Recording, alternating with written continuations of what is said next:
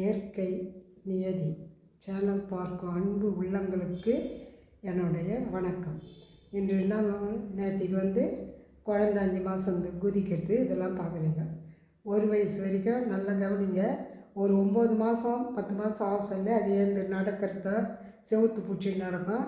அதுக்கெல்லாம் நீங்கள் அதை நல்லா கவனிங்க. அப்புறம் நீங்கள் அதை தூக்கி கொஞ்சம் நல்லா அந்த காலத்தில் நடவண்டின்னு ஒன்று இருக்கும். இப்போ சக்கரை வச்சு புது மாடலில் அதை வச்சு தள்ளுங்கன்றீங்க. எதுக்கு சொல்கிறேன்னா, அந்த நடவண்டி பிடிக்கும்போது அதை அழுத்தம் கைக்கு எக்ஸசைஸ் மாதிரி இருக்கும். அந்த எக்ஸசைஸ் மாதிரி இருக்கும். அது வாய் வச்சா கூட கட்டை ஸ்பாயில் ஆகாது உடம்பு. ஆனால் நீங்கள் பிளாஸ்டிக் குத்தி அதை வச்சு விடுது, அதில் வேறு தொங்குறது வேறு விட்டுடுறாங்க. அதை வச்சு தான் பார்க்குறதே தவிர அந்த கவனிக்க மாட்டேங்குது. எதாலும் வாயில் வச்சுக்குது. அது மாதிரிலாம் இல்லாமல் கட்டு வண்டி கொடுத்து ஓட்ட சொல்லுங்க. எல்லாம் பழைய மாடல் தான் இப்போ வந்திருக்குல்ல. அது கொஞ்சம் வேலைப்பாடு பழைய இருந்தால் யார் வீட்டில் இருந்தால் கூட கொஞ்ச நாளைக்கு கொடுப்பாங்க, ஓட்டிகிட்டு கொடுங்கண்ணா. அது மாதிரியாவது கொடுங்க. அப்படி கொடுத்து பழகினா தான் அதுக்கு இன்னும் நல்லா இது பண்ணும். அப்போது இப்போ டீ வைக்கிறீங்க, அது 9 மாதம் 10 மாதம் நடக்க ஆரம்பிக்குதுல்ல. அப்போ அது முதல்ல கவனிங்க. டீ வச்சாலும் உங்களை பார்த்துட்டுருக்கான், அங்கே ஒரு இசையோ இல்லை அவங்க பேசுகிறதோ ஏதோ ஒரு டைரெக்ஷன் அந்த டிவியில் வரும்போது டக்குன்னு திரும்பி பார்க்கும். அதை கொஞ்சம் கவனிங்க. ஏன்னா இப்போ நேரடியாக நான் பார்த்தேன் ஒரு வீட்டில், ஃப்ரெண்டு வீட்டில் குழந்த ஃபாரின்லேருந்து தான் இப்போ வந்துருக்குது. வந்த உடனே பேசினதுனா முதல்ல பார்த்துருந்தேன் எங்கள் மூஞ்சியை. அடுத்த செகண்ட் அந்த டிவியில் ஒரு இசை டக்குன்னு திரும்பிச்சு. பரவாயில்ல, இந்த 8 மாதம் தான் ஸ்டார்டிங். அதுக்கு இப்போவே அந்த அளவு இருக்குதா? அப்போ நம்ம எதிர்பார்க்கவே தானே ஒத்துக்கிறோம். அதனால் நீங்களும் அது மாதிரி அந்த குழந்தை எந்த டைரெக்ஷனில் பார்க்குது, யாராவது பேசும்போது பாருங்கள் அந்த குழந்தை ஆன்னு பார்க்கும். அப்போ இந்த குழந்தை பார்க்குது, நம்ம எப்படி பேசணுன்றது சொல்லிடணும். எங்கள் இது மாதிரிலாம் குழந்தை பார்க்குது, பேசாதீங்க, நல்ல வார்த்தை மட்டும் பேசுங்க அப்படின்னு சொல்லி அதை வச்சு கொஞ்சுங்க அப்படின்னு சொல்லுங்கள்.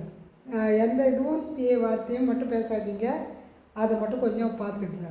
அப்போ வளர ஒவ்வொரு விஷயத்துலையும் டிவி பார்க்குன்னா கொஞ்ச நேரம் அந்த வளர்ந்தோடனே என்ன பண்ணீங்க, ஒரு டிவி செல்லை கொடுத்துட்டு நோட்ட சொல்கிறீங்க. அதுவும் வேணாம். சாப்பிடும்போது கொடுத்துட்டு சாப்பாடு ஊட்டுறாங்க. அதோட ரியாக்ஷன் பின்னால் இப்போ தான் தெரியும். ஏன்னா இப்போ ஒரு வீட்டில் நடந்துக்குது. குழந்தையிலேருந்து என்ன பண்ணிக்கிறாங்க, இந்த கொடுத்துட்டாங்க. அவங்க வெளியில் வேலைக்கு போகிறவங்க வீட்டில் இருக்கிறவங்க என்ன தெரியும், குழந்தைகிட்ட கொடுத்துடலாம், செல்லு கொடுத்துட்டு அது டேப் தான் பெருசு தான், செல்லு இல்லை, டேப்பு கொடுத்து என்ன பண்ணிக்கிறாங்க, அது பேசவே இல்லை. பேசணுன்னா எப்படி பேசணுன்றது தெரியல.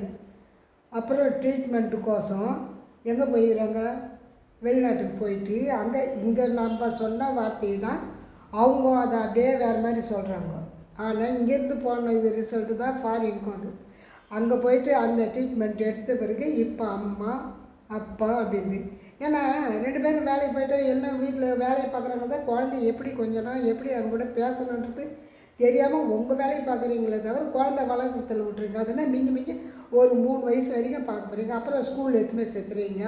அப்புறம் அப்போ ஃப்ரீயாக தான் இருப்பீங்க. அப்போ முதல்ல கொஞ்சம் அதுங்களுக்கு ஊக்குவிக்கிங்க. நீ இது மாதிரி இருக்கணுன்றதுக்கு எப்படி சொல்லணும், அந்த அன்பால் ஒரு குழந்தை இட்டுன்னு போகிறோம். கோயிலுக்கு இட்டுன்னு போகிறீங்க, பிறந்தவொடனே என்ன சொன்னீங்க, கோயிலுக்கு இட்டுன்னு போகிறீங்களா, அந்த 3 மாதத்துல கொடுக்கும்போது அது கையில் ஒரு பொருள் கொடுத்து அங்கே இருக்கிற பசங்களுக்கோ ஒரு ஏழைக்கோ ஒரு தானம் பண்ணணும்னா அந்த குழந்தை அப்போவே கொடுங்க. அப்போவே அது தெரிஞ்சுக்கும் நம்மக்கிட்ட இருக்கிற பொருள் இன்னொருத்தருக்கு கொடுக்கணுன்றது. அது அப்படியே எப்போ வெளியே போனாலும் உங்கள் கையில் இருந்தால் கூட பிடுங்கி அது அவங்கக்கிட்ட கொடுக்கும். உங்ககிட்ட வாங்கி இன்னொருத்தருக்கு கொடுக்கணுன்ற அந்த ஈர்ப்பு வரும். அதெல்லாம் முதல்ல கவனிங்க.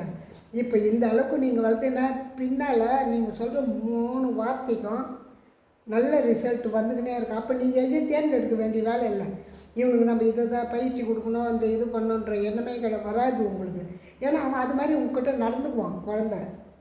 இப்போது அது மாதிரி நடக்க உங்களுக்கு எவ்வளோ ஆசையாக இருக்கும். அதுதான் சொல்கிறேன். முதல்ல வேலைக்கு போகிறீங்க, எது பண்ணாலும் குழந்தைய அந்த கொஞ்ச நாள் கவனிங்க. 1 வயசு ஆச்சுன்னா இன்னும் அதிகமாக கவனிங்க. வாழ்க வளமுடன். நாளை தொடரும்.